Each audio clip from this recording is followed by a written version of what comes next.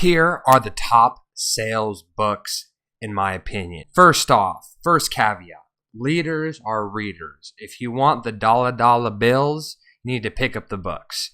How are you going to say that you are a sales professional if you've not read 10, 20, 100 of the best sales books in the world?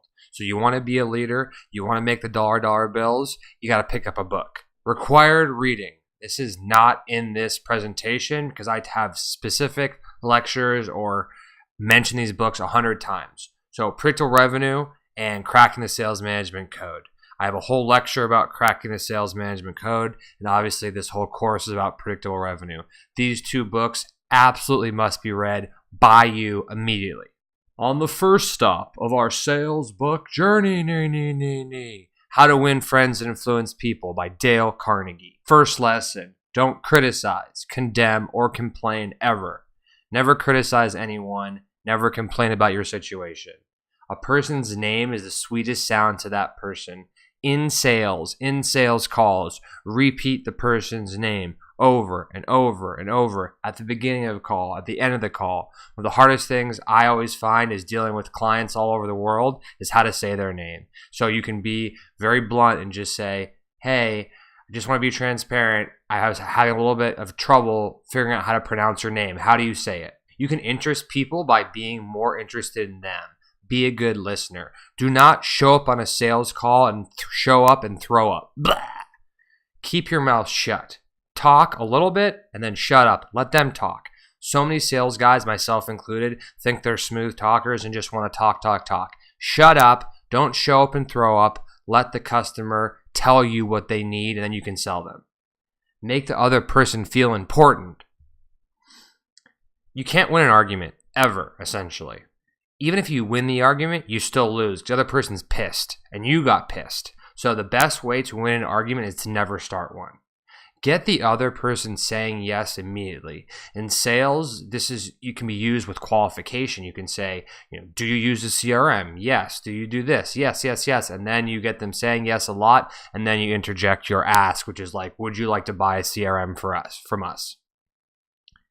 Be lavish in your praise. Just say, oh, I love your hair. I love your watch. I mean, don't be fake, but if you like something about someone, tell them and let them know. You can use like types of statements in your emails and your calls like, what do you think? What are your thoughts on this? After you basically lay out your conclusion, in that now the person is thinking that was their conclusion because they've kind of helped mold the solution.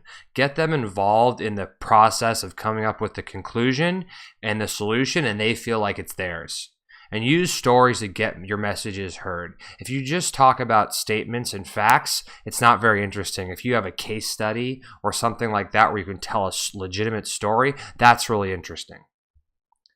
We all want friends, and this book will help you actually have friends. So you no longer have to be a loner. Pick up this book. You will learn how to make some friends, and you'll learn how to close some deals, and that's what it's all about.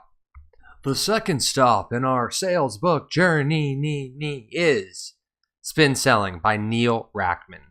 SPIN stands for Situation, Problem, Implied Needs, Need, Payoff. You use questions to garner information from the prospect, which helps you better serve them. Figure out their situation first. Once you figure out their situation, figure out what problems exist with their current situation.